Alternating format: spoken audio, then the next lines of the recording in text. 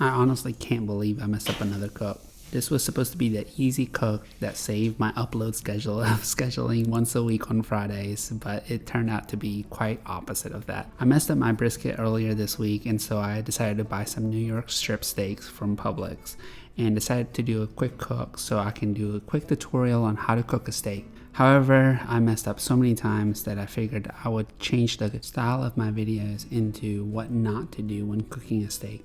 Learn from me and how I messed up so you don't have to mess up on this reverse sear New York strip steak. So let's get started. Mistake number 1, I oversalted my steak. I even tried to brush some of it off, but after the dry brining process, some salt flakes remain on the steak, which is just a sign that I oversalted it. Mistake number 2, using too much charcoal. Honestly, this wasn't that big of a deal since I was able to close the vents at the end of the cook and save some, but it definitely posed a challenge in trying to do the reverse sear method because it was too hot as I was cooking it indirectly on the cool side of the grill. I even tried to compensate for it by closing the vents to a quarter of the way open on the top and the bottom, but that still produced a temperature of around 325 degrees Fahrenheit throughout the whole indirect portion of the cook. You know, I thought I was really prepared for this cook. I even made the compound butter mixture in advance, which ended up being mistake number 3.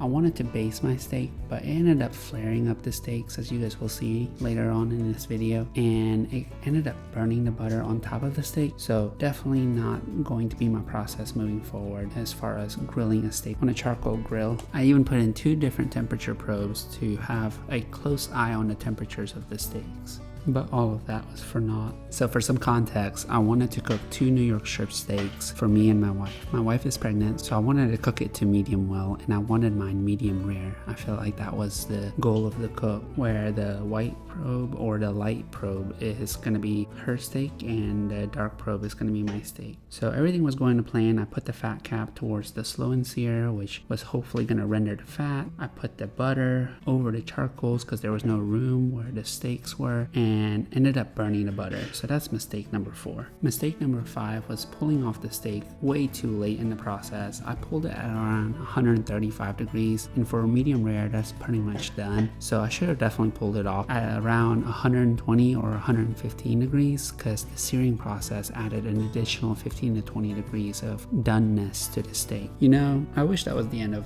all my mistakes. However, it just gets worse from here. So after letting that medium rare steak rest, I put it back on the grill to let it sear. I actually did pretty good as far as rotating the spots that I would put the grill and got some good grill marks at the beginning. However, I started basting it with butter, and I think that just created the flare-ups and the burnt marks on the steaks, as butter does not really hold a high heat temperature. If I was to go back, I probably would have ended it here after searing both sides of the steak and then applying the compound butter mixture on both sides of the steak. However, I was after that perfect crust on the steak, which ended up burning the butter on the steak in the end.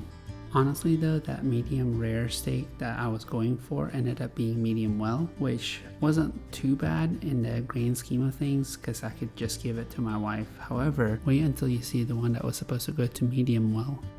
I'm going to spare you guys of watching me cook the burnt piece, so I'm going to show you where I was successful in creating this medium well steak. It definitely had some burnt parts to it, but overall I think it did pretty good, and I pulled it off after doing some damage control. This is where things got really bad. I am now searing the steak that's supposed to go to medium well, and things were going well at first. I thought I was doing the same exact thing and spun around and used the other side of the grate so I don't have to use the burnt parts of the previous sear. At this point, I think things were going as planned. I was flipping the steaks pretty confidently. Some parts of it got burnt a little faster than the previous one, I guess because it was operating at a higher base temperature. I pulled it at around 145 degrees. But then the final mistake happened. My camera decided to die, and instead of focusing on the steak, I decided to tend to the camera. Not an everyday problem, but nevertheless it was a problem for me, and it ended up burning one side of the steak because I just left it abandoned over the high heat of the fire, and that was a sad day. But you know, I still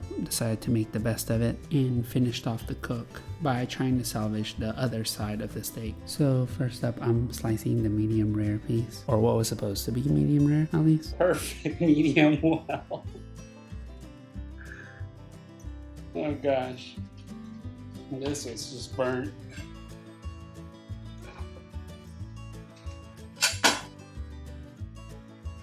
Edge to edge.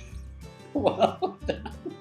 As you can probably tell, I was hysterical at this point. I was pretty disappointed that the cook didn't turn out how I wanted it to be, but I learned a lot of valuable lessons. I think I definitely want to try reverse searing on a Weber kettle again in the future, but I also want to try a traditional searing of a steak and see what that looks like. I'm curious to hear what you guys think on what I should do for my steaks, and if there's any additional pointers or mistakes that you see in the video that I did not point out. Thanks for watching the video. If you like this type of content, please like the video and subscribe to my channel for more videos like this, and comment and let me know that you like this format over my tutorial format. I would love to hear your thoughts on what I should do next or what I should cook next. As far as how the steaks tasted, it actually tasted pretty good. It was a little too salty for me, but overall pretty good.